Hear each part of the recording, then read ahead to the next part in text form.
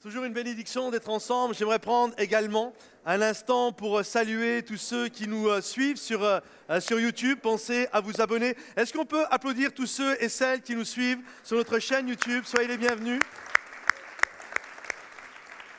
C'est particulier parce qu'il y a quelques temps en arrière, nous étions, là c'était la deuxième réunion, mais maintenant vous savez que la première célébration n'est plus à 9h30, la première célébration est le vendredi soir à 20h, et ce vendredi c'était la première, donc on n'avait pas de recul, on n'avait pas d'historique, on ne savait pas vraiment comment ça allait se passer, et ça a vraiment été une superbe soirée, la grâce de Dieu était là, l'onction de Dieu était là, ça a vraiment été juste magnifique. Il y avait environ entre l'auditoire, les enfants, les volontaires, tous ceux qui travaillaient. J'ai été voir tout à l'heure, il y avait plus de 300 personnes, 312 exactement. Et normalement, les 300 personnes, parce que le culte du 9h30, lui, il est assez égal à lui-même. Donc on s'était dit, ça va être une catastrophe peut-être, enfin pas une catastrophe, mais ça va être compliqué peut-être la célébration. De 11h30, forcément, si on avait 300 le vendredi soir, il va en manquer 300 la célébration du dimanche à 11h30. Et tournez-vous, regardez ceux qui sont là autour de vous. L'église, elle est pleine. Là, il y a les musiciens qui vont arriver, mais il n'y a plus de place. Donc, ça veut dire qu'on vient de se poser un bon problème. On peut applaudir Dieu pour ça.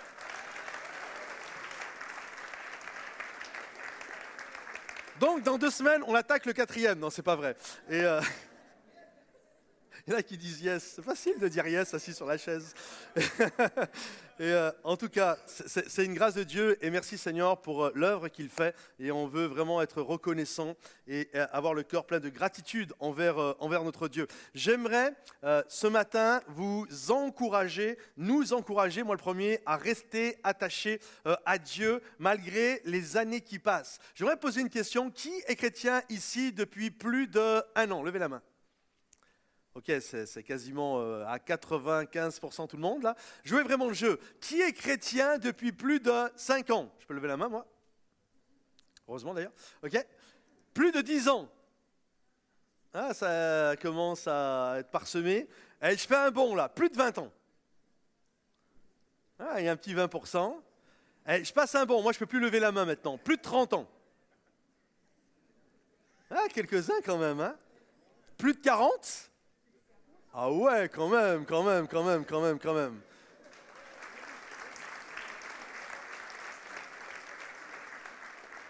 Qui a dépassé les noces d'or et sont rendus à 50?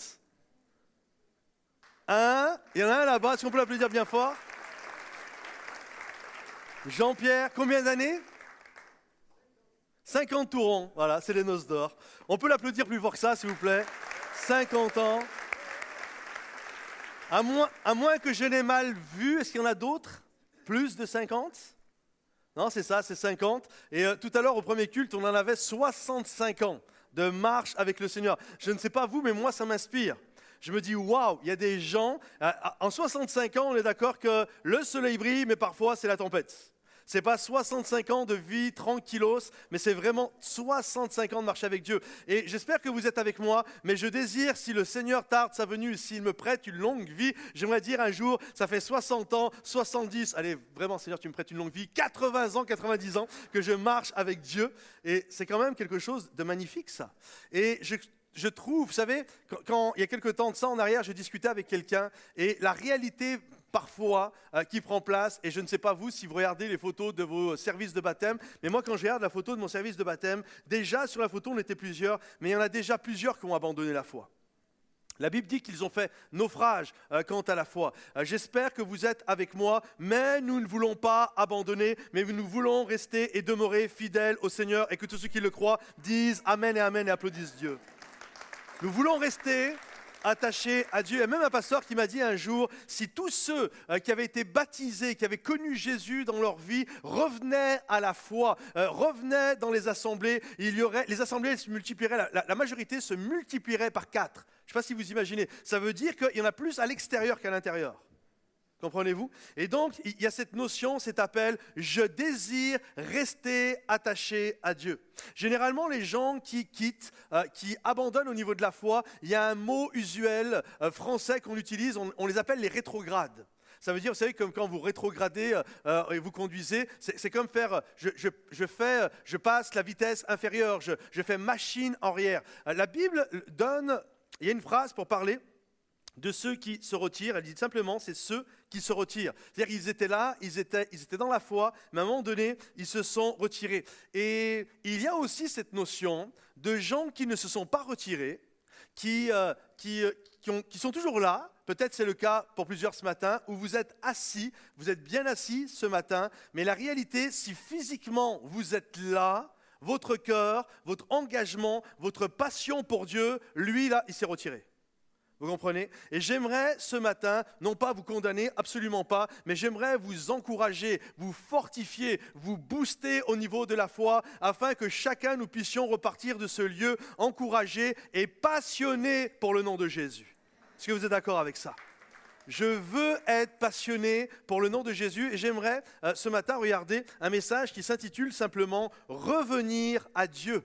Et à travers ce message, vraiment, que chacun puisse soit revenir à Dieu, ou soit ceux qui sont déjà avec Dieu, rester attachés fermement et en même temps écouter ce qui va être dit pour ne pas tomber dans les pièges de l'ennemi qui risquent de me conduire loin des sentiers que Dieu avait prévus pour moi. Alors, revenir à Dieu. Et j'aimerais voir avec vous aujourd'hui l'histoire d'un personnage qui avait un appel magnifique sur sa vie, mais qui font que les circonstances, à un moment donné, vont l'amener petit à petit à connaître des étapes et à se retirer. Heureusement, Dieu est revenu le chercher et l'a réhabilité, on va le voir ensemble, mais ce personnage, c'est un personnage qui est haut en couleur, et si ça lui est arrivé à lui, grand personnage qu'il est, ça peut nous arriver à nous. Vous savez de qui je veux parler?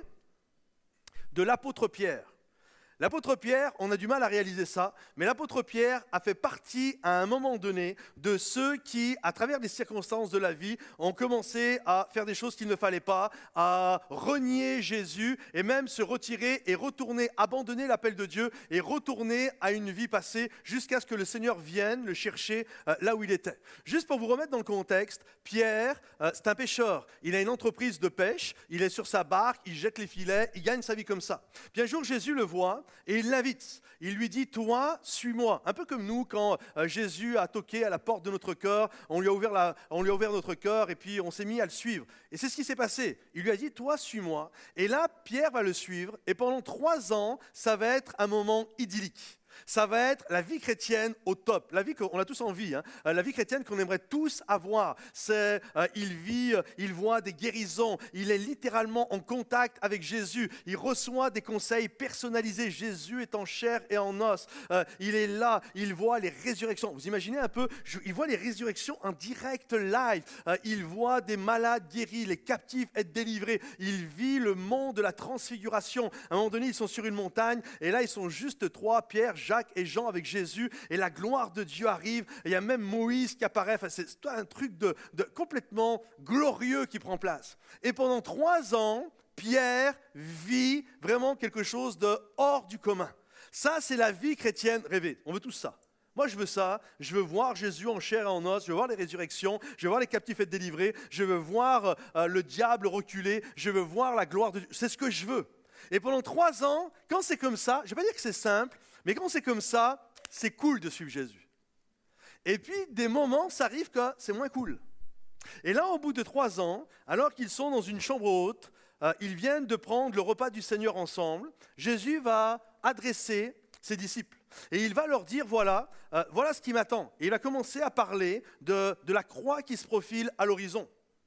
Et là, Pierre, lorsqu'il entend ça, c'est comme son rêve, tout le scénario, c'est comme si les choses commencent à... Ben non, je n'ai pas signé pour ça, moi. Ben non, c'est pas ça, ma vie chrétienne, telle que moi je la vois. C'est comme si les choses vont s'écrouler. Et là, Pierre se lève, et avec beaucoup de ardeur, il va dire, mais non, Seigneur, hors de question, à la vie, à la mort, moi je vais te suivre.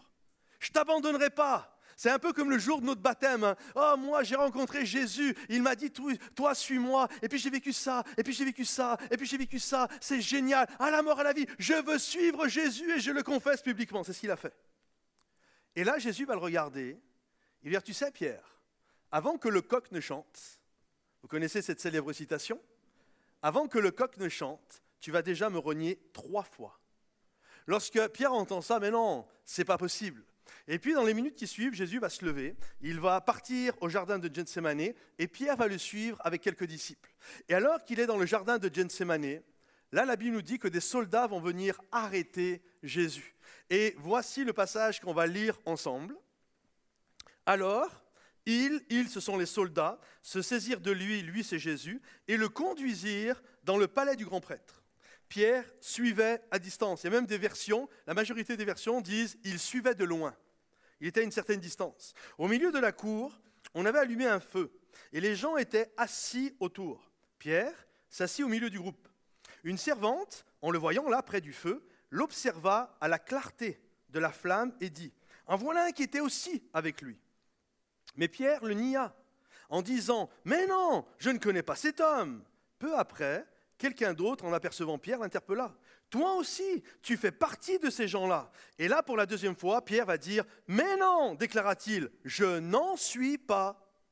Environ 1 heure plus tard, un autre encore soutint avec insistance. « C'est sûr, cet homme-là était aussi avec lui. D'ailleurs, c'est un Galiléen, on le reconnaît à son accent. »« Mais non, je ne sais pas ce que tu veux dire », s'écria Pierre. Au même instant, alors qu'il était encore en train de parler, le coq se mit à chanter. Le Seigneur se retourna et posa son regard sur Pierre. Alors Pierre se souvint de ce que le Seigneur lui avait dit « Avant que le coq ne chante, aujourd'hui, tu m'auras renié 3 fois. » Il se glissa dehors et se mit à pleurer amèrement. Il y a cette réalité, il y a nos déclarations, et qui sont sincères. Pierre n'était pas du tout un hypocrite. Quand Pierre dit « à la vie et à la mort, je te suis », il fait cette déclaration. Ne croyez pas, comme ceux qui font des déclarations de leur engagement envers Jésus, ne les prenez pas pour des gens légers, des gens qui ne veulent pas vraiment suivre Jésus, des pas vraiment convertis. Pierre était vraiment converti, Pierre aimait vraiment Jésus, mais à un moment donné, il va vivre un glissement qui va l'amener à renier Jésus. Et la chose qui me touche et qui m'interpelle, c'est que lorsqu'il le fait, Jésus était à un jet de pierre, peut-être 15, 20, 30 mètres de là. La Bible nous dit que Pierre était là dans le coin, auprès du feu, et Jésus va se retourner et il va le regarder. Et je ne crois pas que le regard de Jésus était un regard dur, méchant, accusateur. Tu vois, un peu comme le regard, hein, je te l'avais dit, hein, t'as vu ? Non. Je crois que le regard de Jésus devait être plein d'amour, à tel point que Pierre, ça a dû briser son cœur. Et il est sorti et il s'est mis à pleurer amèrement. Et j'aimerais parler aujourd'hui des différents facteurs qui peuvent nous pousser à nous retirer, qui peuvent nous pousser à abandonner la foi. C'est pourquoi, premièrement, ce matin, il y a toujours, et on doit le comprendre, un processus, une cause qui nous éloigne de Jésus. Et on va regarder à plusieurs causes d'éloignement. La première, alors ça ne va pas être exhaustif, il faudrait 25 messages là, mais on va regarder 2-3 causes qui nous amènent à nous éloigner. Une des premières causes que moi j'ai notées, ce sont les mauvaises fréquentations. Vous savez qu'il y a des fréquentations qui vous tirent vers le haut, et il y a des fréquentations qui vous tirent vers le bas. Il y a des gens qui stimulent votre foi, et il y a des gens qui tuent votre foi. Je me souviens d'un pasteur au Québec qui disait « Il y en a quand je les vois, ils me bénissent par leur présence, et il y en a quand je les vois ou pas, quand je les vois pas plutôt, ils me bénissent par leur absence. » Et donc il y a des gens qui nous tirent vers le haut, et il y a des gens qui nous tirent vers le bas. Et quand on a des mauvaises fréquentations, même si l'enveloppe est chrétienne, ce sont des choses qui peuvent nous tirer vers le bas. Regardez ce qu'il est dit dans le psaume 1. « Heureux l'homme », donc c'est une clé du bonheur. Si tu veux être heureux, c'est une clé. « Heureux l'homme qui ne marche pas selon le conseil des méchants », c'est-à-dire l'adoption de la manière de penser, et qui ne va pas se tenir sur le chemin des pécheurs, c'est-à-dire qui ne se met pas à imiter leur marche, et qui ne s'assit pas en compagnie des moqueurs, c'est-à-dire l'installation dans le groupe, mais qui trouve son plaisir dans la loi de l'Éternel. Il est comme un arbre planté près d'un courant d'eau qui donne son fruit en sa saison. Comprenez-vous ? Et c'est comme si David disait, c'est lui qui a écrit ce psaume, tu veux connaître une des clés du bonheur, tes fréquentations, c'est quelque chose de majeur dans ta vie si tu veux être heureux. Et on voit là qu'il y a tout un processus, il y a un process. Il y a d'abord une adoption. Avant de faire quelque chose, ça commence dans la tête. Il y a une adoption d'une manière de penser. Ensuite, il y a une imitation, et ensuite, il y a carrément, je m'installe et je suis avec ce groupe qui est toujours pas content, et moi-même, je deviens à mon tour quelqu'un de toxique. Et ça, c'est vrai, et ça peut être transposé dans bien des domaines de notre vie. Je me souviens, quand j'ai commencé à travailler, J'avais 19 ans, j'étais toujours à l'école, mais j'avais trouvé un job comme vendeur dans un grand magasin. C'était un leader européen sur e-fit, télé, vidéo, etc. Et j'ai commencé à travailler, j'avais 19 ans, et je travaillais tous les samedis, je travaillais les vacances scolaires en même temps que je faisais mes études. Et je me souviens que j'ai commencé extra, on appelait ça un extra, je ne sais pas si ça s'appelle toujours comme ça, et le troisième samedi, là-bas, j'étais pas le vendeur tu sais, qui se cachait derrière les rayons et que tu t'excuses pour qu'il s'occupe de toi. Moi, là-bas, j'étais dans le magasin, j'étais un ventilateur. Je tournais de partout comme ça et je cherchais les clients. Et littéralement, au bout du troisième samedi, alors que je n'étais pas un professionnel, que je ne connaissais pas les produits, mais j'avais tellement envie de faire mes preuves, j'avais tellement envie de montrer que j'étais capable, le troisième samedi, j'étais le meilleur vendeur du magasin. Et là, je me souviens, il y avait des gens autour, je les voyais, ils passaient leur temps à la machine à café, à fumer leurs cigarettes, à critiquer ceux qui courent, à critiquer le patron, à critiquer le responsable des ventes, à critiquer ceci, cela, vous comprenez? Et moi, je me souviens, je dis, ils sont fous, parce qu'en plus, on était payé à la com. Je dis, le gars qui a sa machine à café, il ne gagne pas d'argent, et je ne comprenais pas le principe. Et là, je courais. Puis, je finis mon année d'école, ils m'embauchent le lendemain. Et je suis vendeur dans le magasin, maintenant je suis embauché, puis je continue. Puis un jour, je me souviens d'un responsable dit quelque chose et puis ça m'a blessé. Ça vous arrive des moments où on est blessé, hein? Quelqu'un, ça te blesse et tout, puis là, tu sais, c'est comme ça, ça te met un petit coup au moral. Et là, tout de suite, ceux qui passent leur temps à critiquer, ça va pas, et puis c'est jamais génial, il y en a, ils commencent à venir voir, t'as vu, hein, t'es toujours le premier à partir, t'es toujours le premier à arriver, le dernier à partir, regarde, ça paye pas vraiment, et ceci, cela. Et là, du fait que j'étais blessé, j'ai commencé à l'écouter. Je dis, ouais, c'est vrai. Et puis ça a commencé, les jours ont commencé à passer. Puis finalement, j'ai commencé à marcher à leur rythme. Je courais plus, j'étais plus le ventilateur dans le magasin. Petit à petit, je me transformais en escargot. Et comprenez, je commençais à être doucement. Et vous savez ce qui s'est passé? 6 mois après, j'étais à la machine à café comme tout le monde. Vous comprenez? En train de critiquer les petits jeunes qui arrivent et qui courent partout, et le patron, et ceci et cela. Gloire à Dieu. Après, j'ai donné ma vie à Jésus, et je me suis mis les idées d'aplomb, et j'ai recommencé à faire mon travail correctement. Mais vous comprenez le principe? Et ça, c'est exactement pareil. On peut le transposer de partout. Et c'est exactement pareil dans l'Église. Quand quelqu'un donne sa vie à Jésus, le jour où il donne sa vie à Jésus, tout est génial, tout est incroyable. Les prédicateurs qui prêchent, il n'y en a pas un qui est bof. Ils sont tous super, les prédicateurs, les chanteurs, les musiciens, les gens qui s'occupent de nos enfants. Combien je te dois? C'est gratuit, tu fais ça gratuitement, mais c'est génial. Et puis il y en a qui font le ménage aussi, mais c'est magnifique. Tout le monde est beau, tout le monde est extraordinaire. On dit merci à tout le monde, on est reconnaissant, on bénit, on court de partout dans l'église. Et puis à un moment donné, parce que c'est la vie, à un moment donné, boum, il se passe un truc, on est déçu, on reçoit une parole, on n'est pas content, il se passe ceci, il se passe cela. Et là, alors que nous, on courait, à cette époque-là, au moment où on courait dans tous les sens, on voyait des gens, des moments qui n'étaient pas contents dans l'église. Et d'ailleurs, on ne comprenait pas. On disait, mais ils sont bizarres, ces gens. C'est génial, cette église, de quoi ils se plaignent, ceux-là? Ils iraient ailleurs, ils verraient un peu comment ça se passe, et là c'est génial, et puis d'un seul coup, ces gens, quand toi ça va pas trop bien, ils viennent te voir. Ouais, t'as vu, hein? Tu donnes ton temps, tu es toujours souriant, tu donnes de l'argent, et puis regarde, aujourd'hui, il y a ton responsable dans tel secteur, il vient de te dire ça, ou la sœur un tel, elle t'a dit ça, ou le frère un tel, le gars, ou le pasteur a prêché ça, ça t'a pas plu, etc., etc. Puis là, d'un seul coup, tu commences à écouter. Et alors que tu étais en train de courir, d'un seul coup, tu commences à ralentir. Et tu commences à les imiter. Et petit à petit, 6 mois après, tu te retrouves dans un Starbucks avec tout un groupe. Et là, l'église, ils sont comme ça. Et puis le pasteur est comme ça. Et puis la sœur un tel, c'est à cause d'elle qu'on n'est pas béni. Tu as vu un peu les mini-jupes qu'elle met? Et puis le frère un tel, et puis ceci, et puis cela. Vous comprenez? Oui, vous pouvez applaudir si vous avez envie d'applaudir. Est-ce que vous comprenez la puissance? L'apôtre Paul dit ceci: vous couriez si bien. Qui vous a arrêté? Comprenez-vous? Ce sont les mauvaises relations, bien souvent, qui littéralement nous enterrent. Moi, je me souviens d'une jeune femme qui s'était convertie à l'église, elle était tout feu, tout flamme, puis un jour, elle mange avec une fille de l'église, et hop, c'était terminé. C'était comme on l'avait perdue, c'était fini, 3 mois après, elle avait disparu de l'église. Comprenez-vous? C'est terrible. Il y a un appel, faisons attention à nos fréquentations. Il y a des fréquentations qui te tirent vers le haut, et il y a des fréquentations qui te tirent vers le bas. Et j'espère que vous êtes avec moi, tous ceux et celles. On sait que l'église, elle n'est pas parfaite. On sait que le gars qui gesticule dans tous les sens, il n'est pas parfait. En plus, il a un peu de ventre. On le sait, vous comprenez? On sait ceci, on sait cela. C'est pas grave. Si vous voulez connaître la liste de mes défauts, venez me voir. Pas besoin d'écouter les autres, je vais vous la donner, ma liste de défauts. Vous comprenez?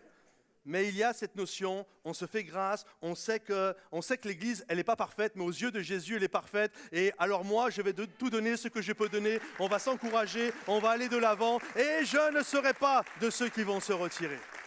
Comprenez-vous ? Je choisis ce qui rentre dans mes oreilles. De la même manière que tu choisis ce que tu manges. Choisis ce que tu manges, ce que tu fais manger à tes oreilles. Parce que tu peux vite abandonner sinon. Également, une autre chose, c'est blesser par un autre.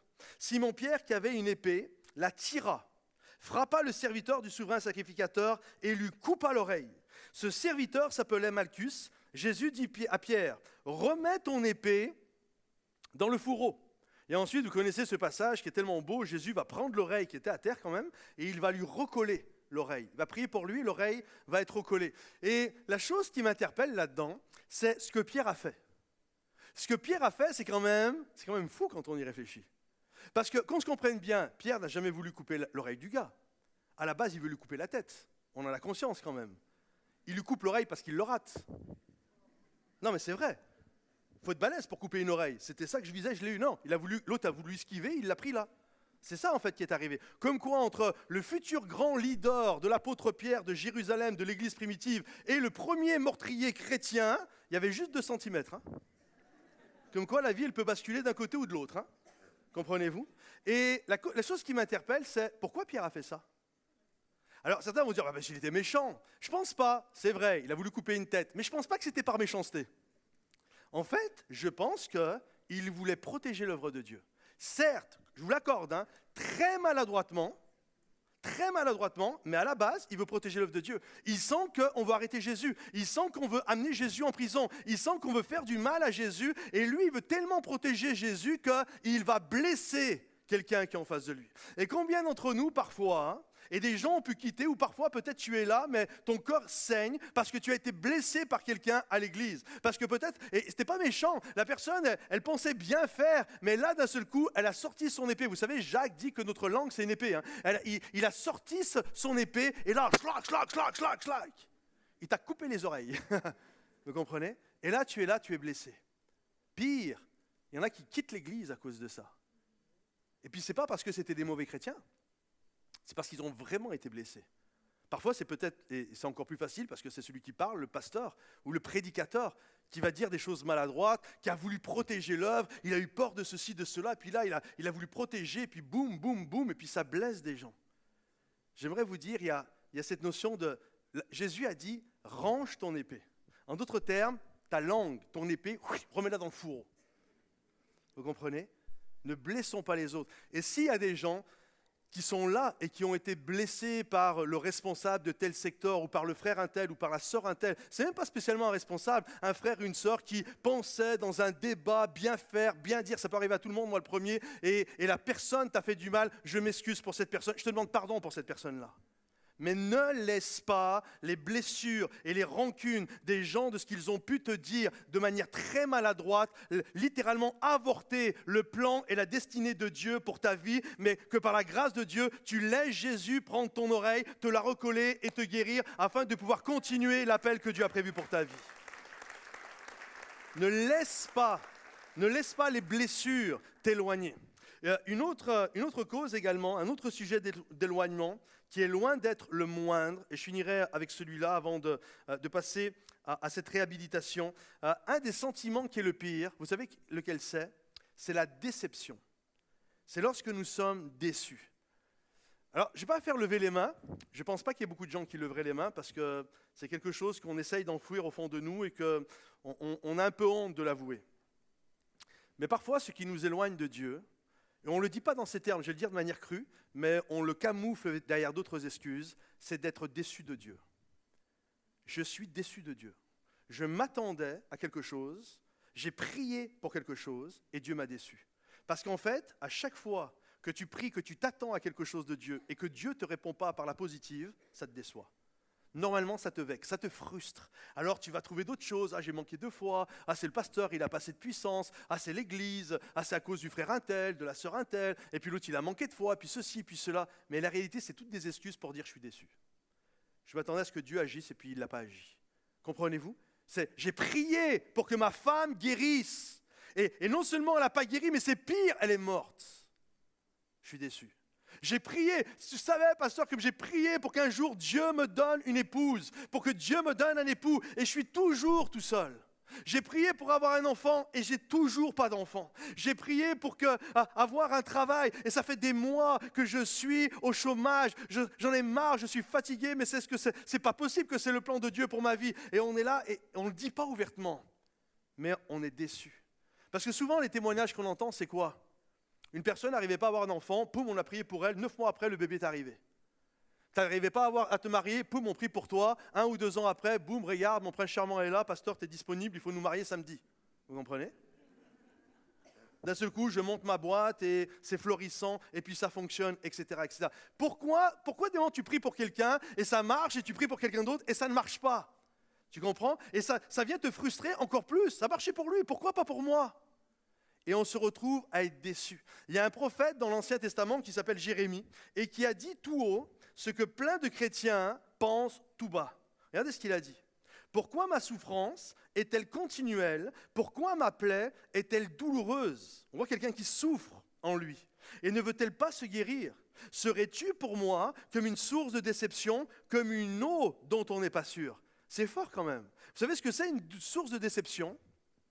Pour vous remettre dans le contexte, c'est comme, écoute, ça fait des mois que je suis dans mon désert, ça fait des mois que je suis dans l'épreuve, ça fait des mois que je galère, c'est sec, c'est la sécheresse, je suis dans mon désert, et alors que je marche dans mon désert péniblement et que je prie, au loin, je vois un oasis, waouh, génial, une source d'eau vive est là, c'est vrai, la parole de Dieu me dit que Dieu est une source d'eau vive, elle est là, et là je commence à courir, et là je m'approche, et c'est un mirage. Comprenez-vous? Je pensais que c'était là que je l'avais ma bénédiction. Mais en fait, c'est un mirage. Et Jérémie est tellement blessé de ça. Et il dit à Dieu, c'est fort parce que Dieu, dans la parole de Dieu, dans la Bible, c'est la source d'eau vive. Et il va dire à Dieu, c'est Jérémie, c'est pas n'importe qui, c'est un prophète, c'est un homme de Dieu, d'une intégrité remarquable. Il va dire à Dieu, mais tu es une source d'eau vive ou tu es une source dont les eaux ne sont pas sûres? Comprenez-vous? Il est blessé au fond de lui. C'est quoi la déception? La déception, c'est un chagrin, c'est une tristesse. C'est une vexation que l'on éprouve quand une espérance ne se réalise pas. Je pensais que j'allais être guéri, puis je ne le suis pas. Je pensais que j'allais me marier, puis je ne me marie pas. Je pensais que le bébé, c'était maintenant, puis il n'arrive pas. Je pensais que c'était maintenant que j'allais avoir mon travail, puis je ne l'ai pas. Une espérance ne se réalise pas quand on s'est laissé prendre au mirage de l'illusion. Et là, d'un seul coup, on est déçu. Il y a quelque chose, Jérémie a été déçu. Et je crois que ça arrive à certains. Ça arrive à beaucoup de gens d'être déçus. On n'ose pas le dire parce que c'est pas fun de dire Dieu me déçoit. C'est plus facile de dire ma femme me déçoit, mon mari me déçoit, il me fatigue celui-là, il me déçoit. Mais c'est pas fun de dire ouais, Dieu me déçoit en ce moment. Hein. On n'ose pas dire ça. Mais c'est comme là, c'est sous-jacent. Pourtant, Jérémie, parce que souvent quand on dit ça, ça ne marche pas. Tu as toujours des gens qui vont dire c'est normal, tu n'as pas réglé ça dans ta vie. Puis il y a tel péché secret, et puis tu as manqué de foi, et puis tu n'as pas fait ce qu'il fallait, tu n'as pas assez creusé la parole de Dieu, tu t'es pas assez ancré dans... C'est pour ça que ça ne marche pas. Regardez ce que Jérémie dit, pour contrer justement ce type d'argumentaire. Jérémie va dire, j'ai recueilli tes paroles, et je les ai dévorées. Tes paroles ont fait la joie et l'allégresse de mon cœur, car ton nom est invoqué sur moi, éternel Dieu des armées. Écoutez bien, il fait référence au psaume 1. Je ne me suis point assis dans l'assemblée des moqueurs. Je n'étais pas avec eux, moi, afin de m'y réjouir. Mais à cause de ta puissance, je me suis assis solitaire, car tu me remplissais de fureur. Comprenez-vous? Il fait référence au psaume 1, et il dit ceci, il dit, je comprends, il y en a, ils ne sont pas bénis, mais peut-être parce qu'ils ont désobéi au plan de Dieu. Mais moi, ce n'est pas mon cas. Moi, j'ai écouté la parole de Dieu. Je ne me suis pas installé avec les moqueurs, mais moi, j'ai médité la parole de Dieu jour et nuit. C'est pourquoi aujourd'hui, je m'attends à être un arbre planté près d'un courant d'eau qui va donner son fruit. Mais ça n'a pas marché. Pourquoi, Seigneur? Comprenez-vous? Et là, il y a toute sa frustration, il y a toute sa déception. Tous ceux on peut penser comme ça, vous savez, j'aimerais vous dire, voilà les 28 étapes, j'aimerais vous dire, voilà en fait la réponse, je ne sais pas. Je ne vais pas être maladroit, je ne vais pas vous sortir des clichés. La seule chose que je peux vous dire, c'est que Dieu est Dieu et qu'il connaît l'histoire, que nous ne connaissons pas. Vous savez, on a les yeux collés sur la feuille de notre vie, on n'arrive pas à voir ce qui se passe et on ne comprend pas, etc. Dieu autant les cieux sont élevés au-dessus de la terre, autant les pensées de Dieu sont élevées au-dessus de nos pensées. J'aimerais juste vous inviter, et moi le premier, quand on passe par des épreuves, et chacun d'entre nous, il faut juste comprendre que Dieu connaît la fin de l'histoire. Et il y a cette notion de « Seigneur, je ne comprends pas, mais j'ai foi en toi. Mon juste vivra par la foi. » Vous savez ce qu'est la foi ? Bien sûr, souvent, on va citer Hébreux chapitre 11. La foi est une ferme assurance des choses qu'on espère, mais ce n'est pas que ça. La foi, d'ailleurs en grec, le Nouveau Testament est écrit en grec, c'est le mot pistis. Le mot pistis, ça veut dire foi, croyance et confiance. C'est quoi ? Mon juste vivra par la foi, c'est mon juste vivra dans la confiance. Je fais confiance à Dieu le long du chemin. Il y avait un vieux cantique comme ça. Je marche sur le long du chemin et je lui fais confiance. Je ne sais pas pourquoi je vis ça, mais je sais que mon Dieu marche à mes côtés. Il est l'ombre de ma main droite et aucune arme forgée contre moi ne pourra prospérer. Je sais que l'ennemi va vouloir m'attaquer, mais je marche et Dieu est là. Je ne sais pas pourquoi je vis tout ce que je vis, mais Dieu ne m'abandonnera pas. Je suis son enfant et je marche avec lui. La foi, c'est littéralement du repos.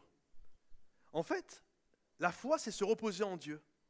C'est se dire, je ne comprends pas tout, Seigneur, je ne connais pas la fin de l'histoire, mais j'ai foi, je te fais confiance. Toi, la fin de l'histoire, tu la connais, moi, je ne la connais pas. Et peut-être que si j'avais obtenu telle promotion, peut-être que si je m'étais marié avec telle personne, etc., etc. En fait, moi, je crois que c'était génial, mais la réalité, je ne sais pas vraiment si ça avait été génial, je n'ai pas vécu l'histoire. Mais toi, Seigneur, je te fais confiance, je me repose dans ta connaissance. C'est ça la foi. La foi, c'est du repos. Je marche dans le repos de l'Éternel parce que je sais que Dieu a des projets de paix pour moi et qu'il désire vraiment mon bonheur, mon épanouissement. Alors je désire lui faire confiance et que tous ceux qui désirent faire confiance à Dieu, même quand on ne comprend rien du tout, disent Amen et applaudissent le roi des rois. Je te fais confiance. Je ne sais pas pourquoi je vis ça, mais je te fais confiance. Je ne t'abandonnerai pas. Il y a plein d'autres choses qu'on pourrait regarder ensemble, comme le péché, ne pas être enseignable, les gens qui ont été tellement bénis que finalement maintenant ils n'ont plus besoin de Dieu, etc., etc. J'aimerais juste conclure maintenant, deuxièmement, et conclure avec ça, la manière dont le Seigneur nous réhabilite lorsque notre cœur s'est éloigné de Dieu. C'est pourquoi, deuxièmement, le Seigneur désire nous réhabiliter, malgré notre froideur, les coups qu'on a faits, etc. Et juste revenir au contexte de l'apôtre Pierre.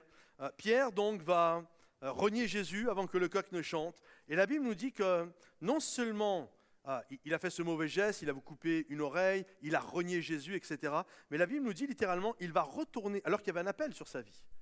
L'appel d'être tu es Pierre et sur cette pierre je vais bâtir mon église, etc. C'est toute une destinée quand même qui était prophétisée sur sa vie. La Bible nous dit que Pierre, en fait, a tout laissé tomber et il est retourné à son entreprise de pêche. Et alors qu'il était en train de pêcher, il était en mer, avec ses filets, etc.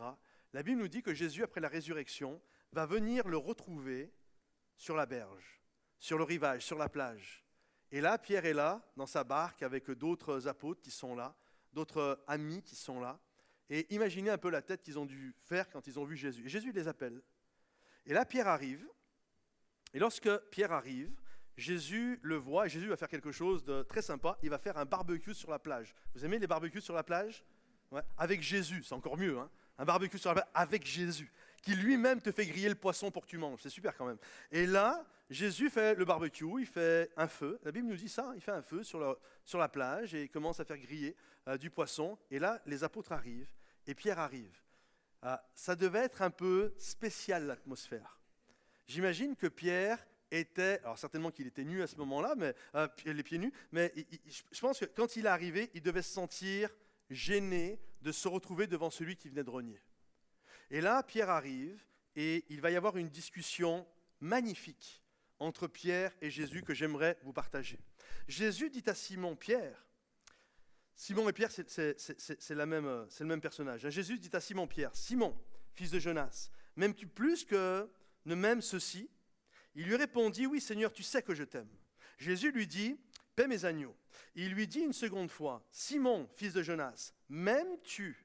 Pierre lui répondit, oui Seigneur, tu sais que je t'aime. C'est la deuxième fois qu'il lui pose la question, il est gêné. Jésus lui dit, nourris mes brebis. Vous entendez ? Il lui redonne son appel. Il lui dit pour la troisième fois, Simon, fils de Jonas, m'aimes-tu ? Et Pierre fut attristé de ce qu'il avait été dit pour la troisième fois, m'aimes-tu ? Et il lui répondit, Seigneur, tu sais toutes choses, tu sais que je t'aime. Et Jésus lui dit, paie mes brebis. Je vais demander aux musiciens si vous pouvez revenir, s'il vous plaît. Et juste que vous compreniez, je vais vous remettre dans le contexte pour que vous compreniez vraiment la profondeur de ce passage, parce que quand on le lit dans le français, on passe à côté du message profond. Parce qu'en fait, ce passage a été écrit en grec, et dans la langue française, même si elle est belle et poétique, la langue française manque de sens. Et si vous prenez par exemple en grec, suivant le type d'amour que vous avez, il y a un mot qui définit chaque type d'amour. Par exemple, l'amour envers Dieu, l'amour sacrifice, l'amour où on est prêt à mourir pour quelqu'un comme Jésus pour nous, c'est ce qu'on appelle l'amour agapé. Lorsqu'on parle d'un amour familial avec ses enfants, etc., c'est l'amour storgé. L'amour sensuel entre un homme et sa femme, c'est éros. L'amour amitié, des amis qui s'aiment, c'est philéo. Et là, ce qui est intéressant, c'est que dans la langue française, dans ce qu'on vient de lire, c'est toujours « m'aimes-tu » « oui, je t'aime ». Mais la réalité, ils ne parlent pas du même amour. Ce n'est pas les mêmes mots qu'il y a. Nous, dans la langue française, c'est les mêmes mots, mais non. En fait, Jésus est là, essayez de voir la scène, essayez de la visualiser. Jésus est assis sur le sable, ils sont en train de manger, Pierre est en face, les gens sont là autour, c'est un peu une atmosphère un peu gênante, et Jésus est là, Pierre a rogné. Et là, alors que c'est le silence, d'un seul coup, Jésus pose une question qui brise le silence. Il regarde Pierre, souvenez-vous, la dernière fois, Pierre, c'était l'amour agapé. C'est moi là, je suis prêt à mourir pour toi, à la mort, à la vie. Et là, Jésus, il lui dit littéralement, il lui dit, Pierre, est-ce que tu m'agapes? Est-ce que tu es prêt à mourir pour moi? Est-ce que tu es prêt à m'aimer, mais d'une manière où tu es prêt à te sacrifier pour moi? Et là, Pierre, vous comprenez que Pierre est gêné. Vous comprenez que Pierre, là, ne peut pas jouer les gros bas comme il avait fait autrefois. Et d'une manière très humble. Pierre ne va pas lui dire « oui, je t'agape ». Il va lui dire « oui, je te philéo ». C'est-à-dire « oui, je t'aime bien ». Il n'ose plus le dire. « ouais, Seigneur, je t'aime bien ». Et Jésus, de suite, va lui dire « ok, paie mes brebis. Fais paître mes brebis, je te redonne ton mandat. Je te redonne là où tu t'es arrêté, tu retournes à ton entreprise de pêche. Mais non, retourne, c'est ça ta vie. Je t'appelle à ça. » Et il lui repose la question, il dit « est-ce que tu m'aimes? Est-ce que tu m'agapes? Est-ce que tu es prêt à sacrifice pour moi ?» Et là, il est gêné, et tout le monde le regarde, tout le monde doit être gêné. Et Pierre est là, oui, oui, Seigneur, philéo, hein, je t'aime bien. T'es un bon ami, je t'aime bien. Et là, il y a beaucoup d'humilité maintenant dans la vie de Pierre. Il n'est pas en train de nous faire des grandes déclarations. Il n'est pas en train de nous faire des effets d'annonce. Il a juste compris que la vie chrétienne, souvent, c'est un pas l'un derrière l'autre. C'est je marche et oui, Seigneur, je t'aime. Puis jour après jour, je vais m'attacher à toi. Et le Seigneur lui redonne son mandat. La chose qui me percute, c'est que la dernière fois que Jésus avait croisé le regard de Pierre, Pierre était à côté d'un feu, installé dans un groupe de moqueurs. Et lorsqu'on lui disait « mais tu le connais ?» « non, je ne le connais pas celui-là. » Et là, Jésus va refaire le même feu. En fait, il va le faire redémarrer là où il s'était arrêté. Et il refait le même feu. Et c'est comme tu t'es arrêté près d'un feu, eh bien, au même endroit où tu t'es arrêté, moi, je te donne l'opportunité de redémarrer. Et j'aimerais dire à chaque personne ici, là où tu t'es arrêté, il y a 6 mois, 1 an, 5 ans, tous ceux qui m'écoutent sur Internet et qui sont arrêtés peut-être certains pour plus de 10 ans, j'aimerais juste vous dire ceci.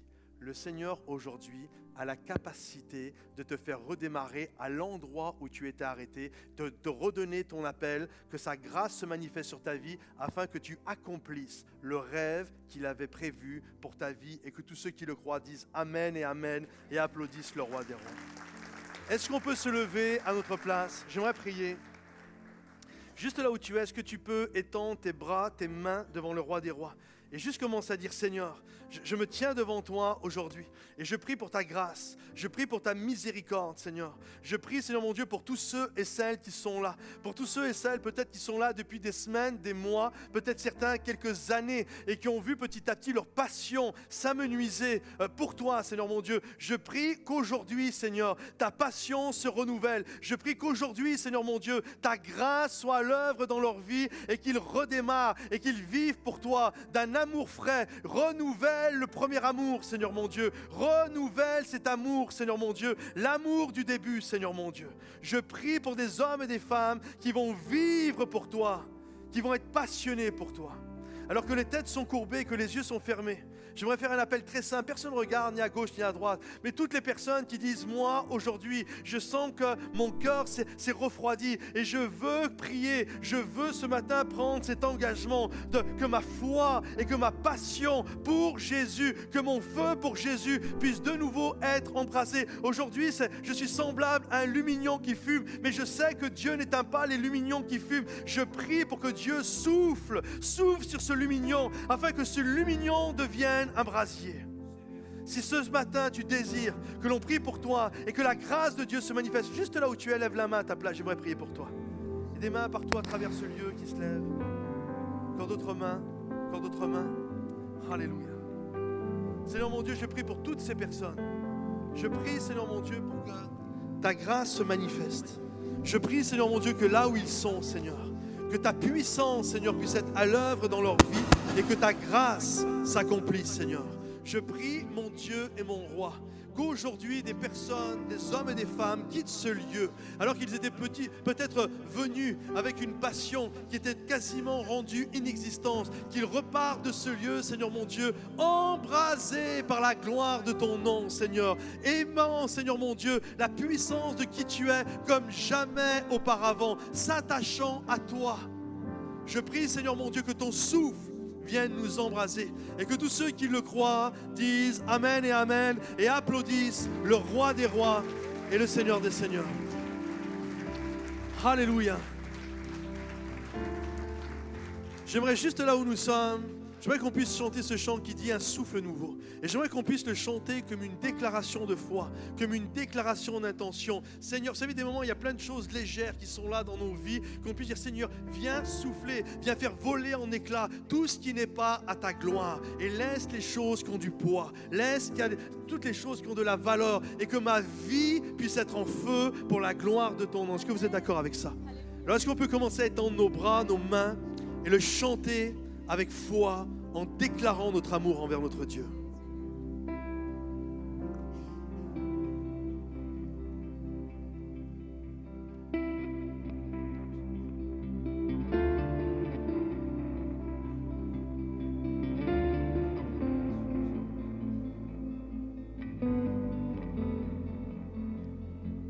Chantons-le.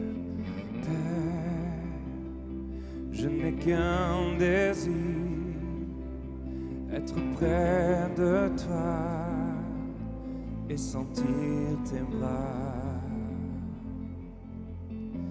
Père, tu as envoyé ton Fils bien-aimé pour quiconque croit. Saint-Esprit qui donne vie, ranime en moi ce feu pour toi. Saint-Esprit, viens par ta pluie, rafraîchis-moi et envoie un souffle nouveau.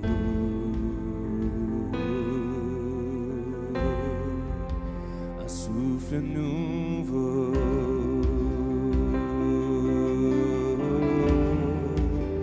Un souffle nouveau.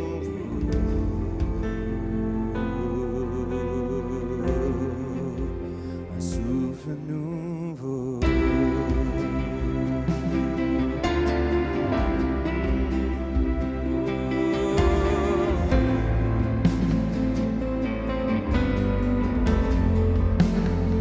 Déclare-le. Je n'ai qu'un désir, rester